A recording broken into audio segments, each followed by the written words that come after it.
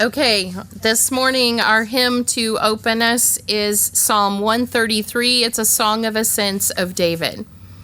Behold, how good and how pleasant it is for brethren to dwell together in unity.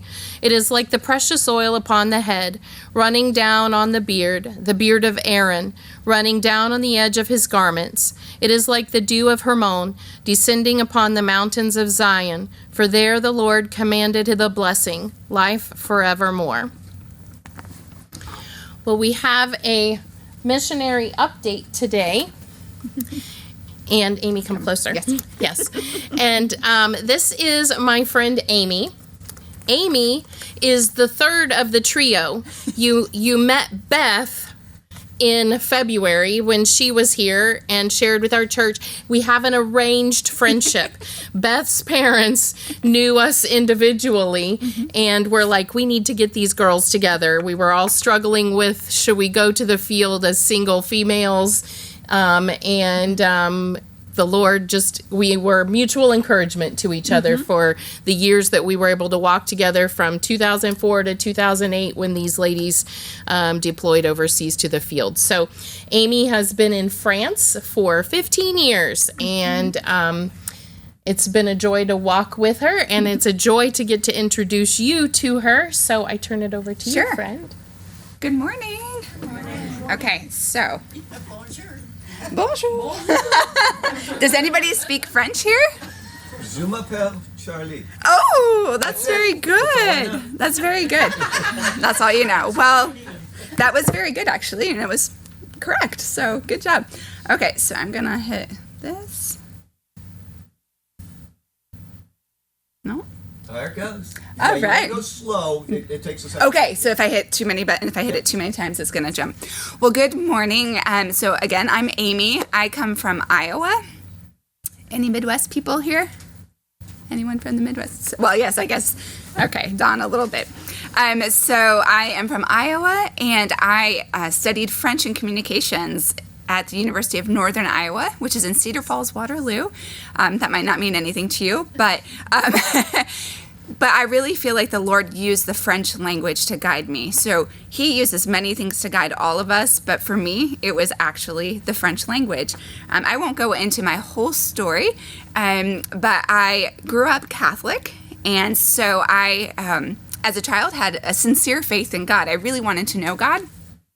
As I got older and I got to middle school, if we can think back to being in junior high or middle school, I started to kind of just do my own thing, and I lost what it meant to really follow God. And then it took many years later, funny enough, in France, when I was studying abroad, I was 20 years old, and I just had an encounter with the Lord, and he began to change my life. And then when I was in my last year of university, college, I truly gave my life to the Lord, and I heard about missions for the first time. So this idea of go and make disciples of all nations, that was not something I grew up with. And so this was a new concept for me. And what does that look like to go to the nations? And I also kind of talked about this quickly yesterday. I just really say that we are to be makers of disciples wherever we are, wherever God places us. And he sometimes calls us, the Lord calls us to a particular place that seems very strange or foreign or far, but just no matter where we are, that we are called to do the same thing. So that I feel very passionate about. Not quite sure if I... Yes, so this is a verse, as I felt called to go share the good news of the Lord to other people. This was a verse that really stuck out to me, and it still really impacts me. So I'll just read this to you from Romans 10:14-15. How then can they call on the one they have not believed in? And how can they believe in the one of whom they have not heard? And how can they hear without someone preaching to them? And how can they preach unless they are sent? So these verses were really powerful to me because I was just reminded of my times in France, because I had studied there, I had worked there and taught English to middle schoolers and high schoolers. That was the beginning of my passion to reach that age group. And I just thought, oh, they're not hearing the word of God. They don't have people. The church is dead there. I say that I want to be careful to not paint this picture of what France is like. I'm going to share some statistics with you, but I want to also celebrate what the Lord is doing. So at the time, though, I was really burdened for teenagers. That's my people group. I like to say teenagers are my people group. No matter where they are in the world, the Lord has just given me a passion for middle schoolers and high schoolers in particular. So I really care a lot about that age group. So when I first, like back in 2005, 2006, was starting this process of what does it look like to go over, serve the Lord in France, with this organization called Young Life that really specializes in middle schoolers and high schoolers. It's a parachurch organization that really wants to build a bridge between unchurched and church. So how do we go out into the world of kids, not just wait for them to come to us? So that's kind of just if you haven't heard of Young Life. So part of I felt like my challenge or my mission was to kind of paint a picture of why send somebody to France? And some people might get it straight away and others might not. So here's a few stats. The population of France is about 68 million people. Less than 3% of the population are evangelical Christians, and it might be a little less than that, actually, probably about between 2.5%.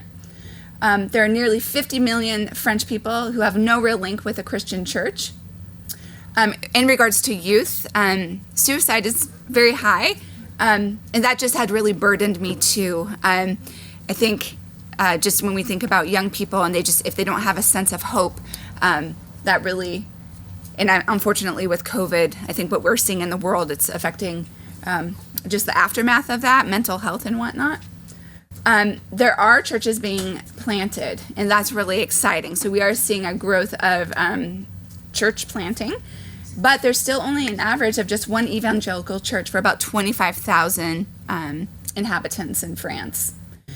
This next statistic might look a little shocking, but the occult is very strongly practiced in France. And here, there are 40 mediums for every one pastor, 100,000 mediums in France.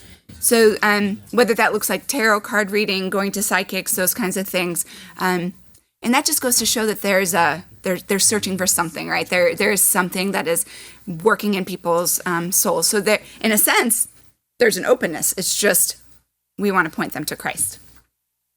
And you might already know this, but Islam is like the second religion in France, and France has one of the largest populations of Muslims. And some of that is linked to the number of colonies that were in northern Africa, and we have a lot of people who have come to live in France. And so that's something I get to actually cross paths with so many Muslims and young people, and sometimes when the Lord allows, we get to have some young middle schoolers and high schoolers who come from a Muslim background who do come to some of our activities. So I live in France, but I also have the privilege of coming alongside our staff in Luxembourg, and I'm not sure if you've ever heard of Luxembourg or have you ever been to Luxembourg, but it is a tiny country, and you can see that it has many neighboring countries around it. And there is a strong need in Luxembourg as well. And I just wanted to put this up here so that you could see. In Luxembourg, the main languages are French, not German, sorry for that error, and Luxembourgish. So Luxembourgish is an actual language. And I believe that they have the New Testament in Luxembourgish now, but they're working on the Old Testament. So even in Luxembourgish, they don't actually have the Old Testament translated yet, or they're working on it. And there really just are limited statistics there. Luxembourg is a very diverse country. A lot of people, I'm not sure the actual number, but I've heard up to 150,000 people commute in just to work. So people driving in from France, from Belgium, and Germany, they just work there, but then they live. So you just have a lot of people coming into this country. So I highlight Luxembourg because part of my job is that I get to come along the staff who are trying to develop ministry in Luxembourg. So what do I do?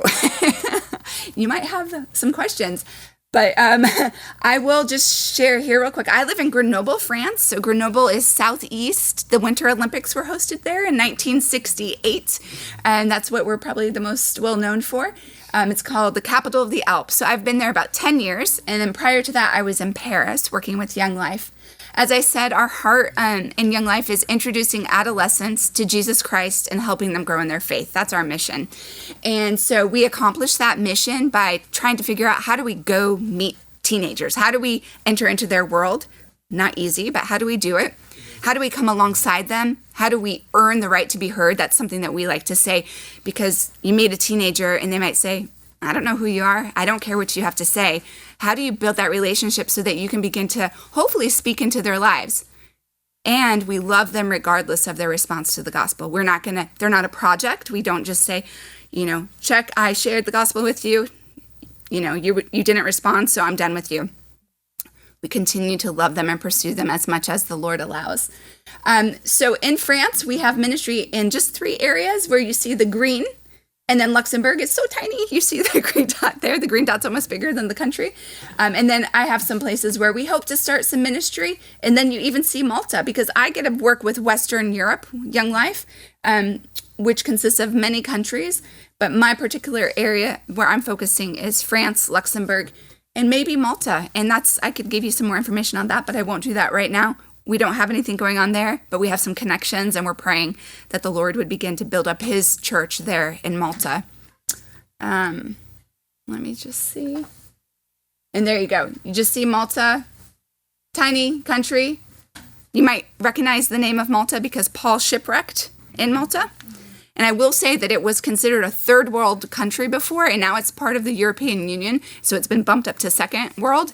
And you can see the difference. It's not the same as the rest of Europe. That's just another map of France, and kind of zooming in so you can see France and where I am. So something that we like to say, so that's me, and on the right, and to the left is a sweet girl called Chloe that I've been able to walk with since she was little.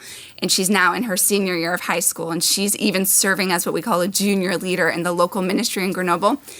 And we're dressed up and we're silly. And something that we like to say is, we don't take ourselves very seriously, but we take Jesus very seriously.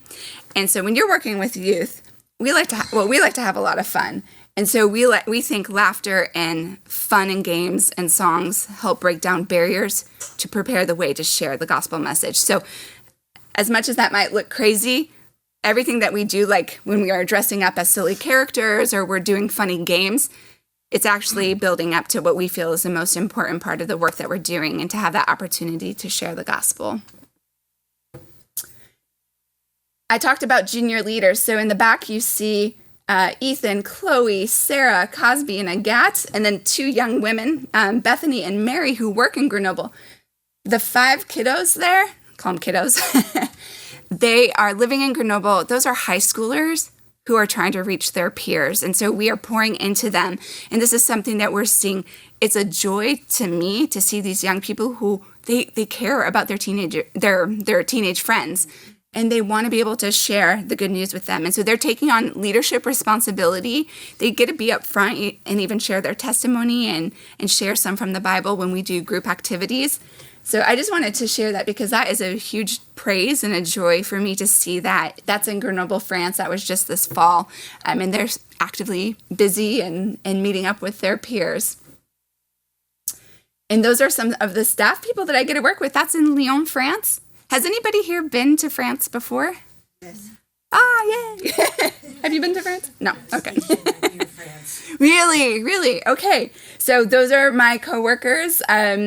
We get together, we pray together, and we build each other up, and we kind of dream about what the Lord has next. So Andrew, Mary, and Bethany, I love working with them.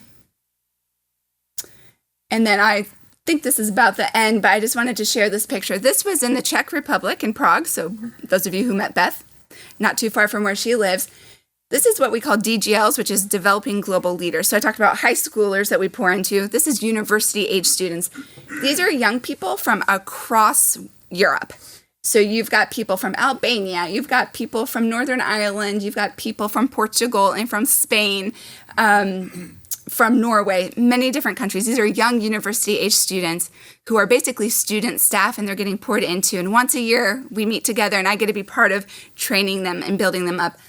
Again, the high schoolers that are junior leaders are such a joy. These university-age people are on fire for the Lord, and they are passionate to just see what the Lord is going to do where they live in their community.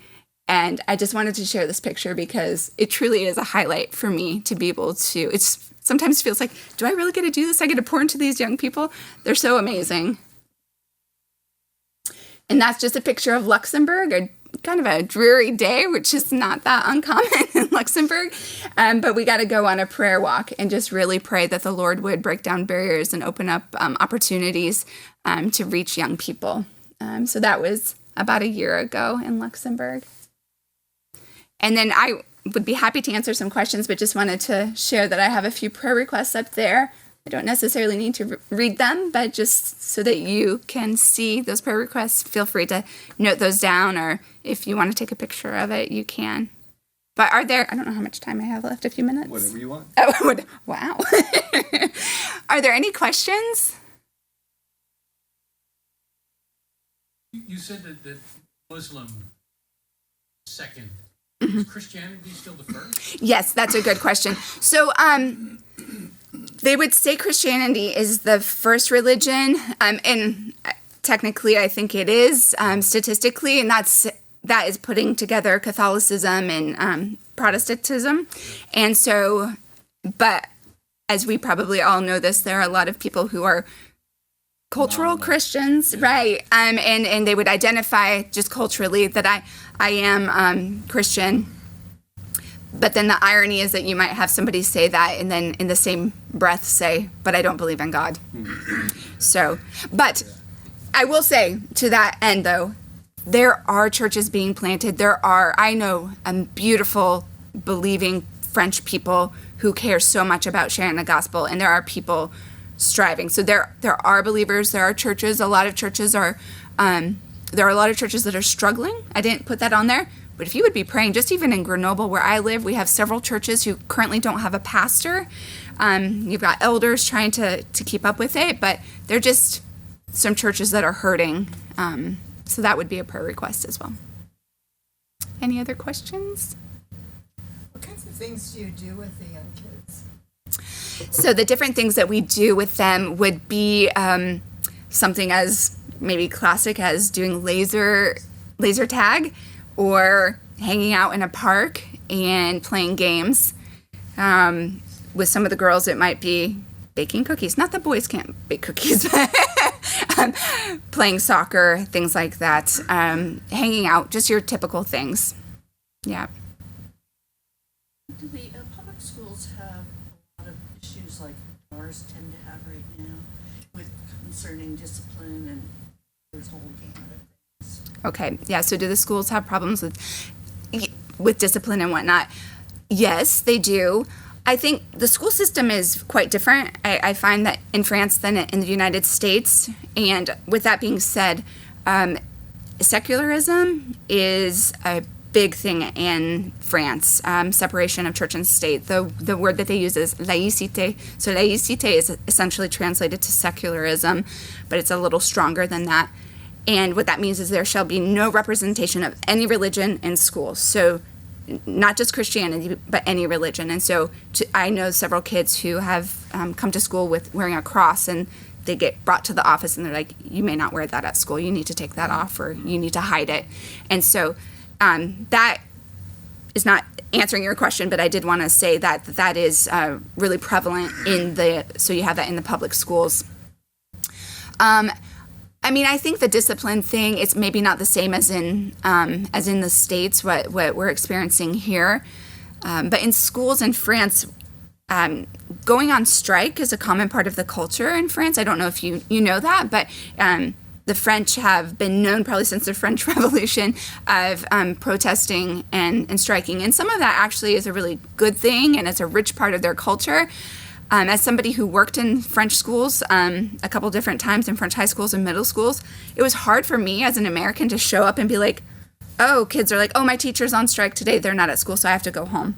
And that was just like, oh, okay. And so there's a problem right now in the French schools where there's not enough teachers. Teachers are burning out. It's really hard. There are never substitute teachers, or rarely substitute teachers, especially for middle school, high school age. So that means if a teacher is sick, kids might not have English class for 2 weeks or 3 weeks or something like that. That's something I've experienced. And it just depends on the school. It depends on the situation. And then there are private schools. Most of them are private Catholic school. And a lot of those kids that go to those schools, they themselves are not necessarily Catholic or even Christian. They're just going there because either it's a good education or it's the only option that they have because public school wasn't working out for them. So for some families, it's kind of a last shot. So it is actually interesting in regards to seeing Muslim kids at some of those schools because there's a tension sometimes where parents are like, I don't want my kid to sit in on the religious education part of this. And then, but the teachers or the administration saying, that's what you signed up for when you sent your kid here. And so sometimes there are some tensions there. But even then, each private school, each Catholic school is very different in their values and if they really do value any religious education. So again, I would say discipline is an issue everywhere, but I don't think that that's the biggest issue. I will say that the pressure that kids experience in French schools is very high. And our middle schoolers, our high schoolers could go to school sometimes from 8 a.m. to 6 p.m. And they might have breaks there. And I tell you what, when you're trying to organize activities with kids, this is the bane of my existence, is their schedules are never the same. One kid, their schedule from week to week could vary. But then, you've got Susie and Joe, and their class schedules don't coincide. It's not like everyone starts at this time and everyone ends at this time. So... so yeah, that is a challenge as well, but there's a strong pressure that kids experience, the pressure of school and the exams and quite a negative environment, actually. Yeah.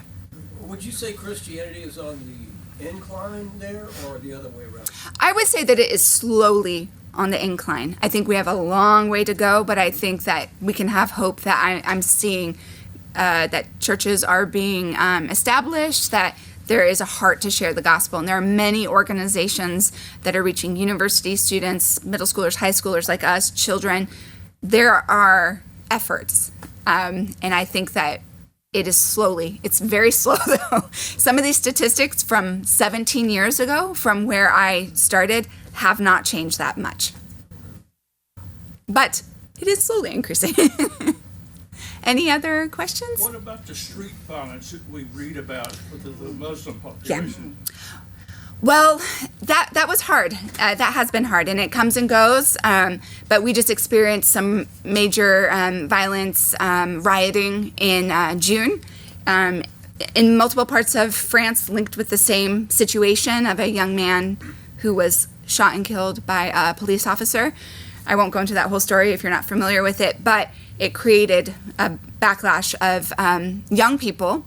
The average age of the people involved in those riots was 17 years, and most of it were young males.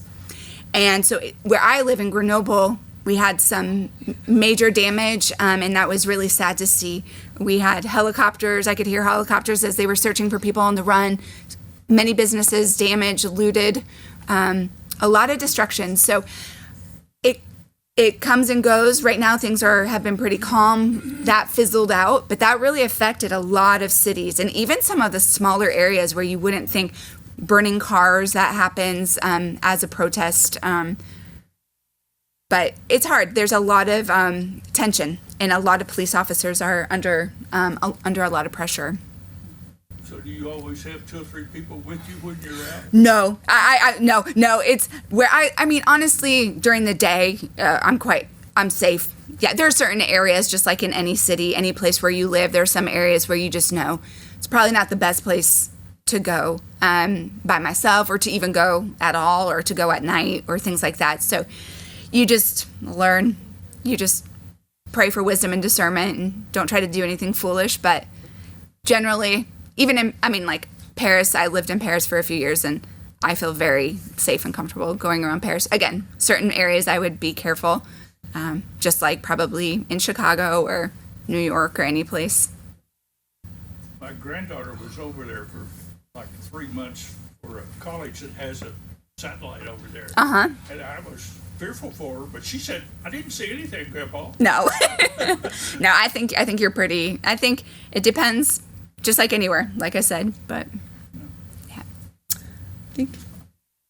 Are we, any other questions? I will just say this. Thank you for letting me share. It's really a joy. My heart really is for these young people, to just have people who will walk alongside them and just pursue them. And I see that happening, and I have many stories of young people's lives being changed. It's happening right now, and we can have hope that there's this younger generation that's rising up, and it's really exciting. But they need the support, because there are so few Christians. It can be really discouraging easily, the number of kids who are in a school and they're like, I'm like the only Christian at my school. So really just be praying for these young people, those who are newer in their faith. Chloe, the one that you saw with me in that picture, she just got baptized a couple weeks ago. I got to be there for her baptism. And she just is a sweet kid who just loves the Lord and really has a heart. And she is right there in the midst of it. High schoolers can be the best, missionaries, because they're right there in the schools. They're spending time with their peers. Not to put that pressure on them, but she's a kid who's gotten it from a young age. She cares, she prays, and she is bold. She does her best to be bold. So I have prayer cards. If anyone is interested, I can hand those out. I send out some email updates, newsletters. Yeah, that's going around. Okay. So please keep passing it, and also the thank you cards. Oh, yes, there's a thank you card. Not related to me. So thank you so much for letting me share with you all, and thank you just in advance for your prayers for France, for Luxembourg, for Europe in general. And if you do have any questions, my email address is on my prayer card, or you can reach out to Jody, who would put you in contact with me. Good. I don't know if I did this right or not. Technology really kind of Yes. scares me. Now go ahead and sit down. Oh, okay. I'm going to have a prayer with you before you Thank you, leave. Charlie. All right.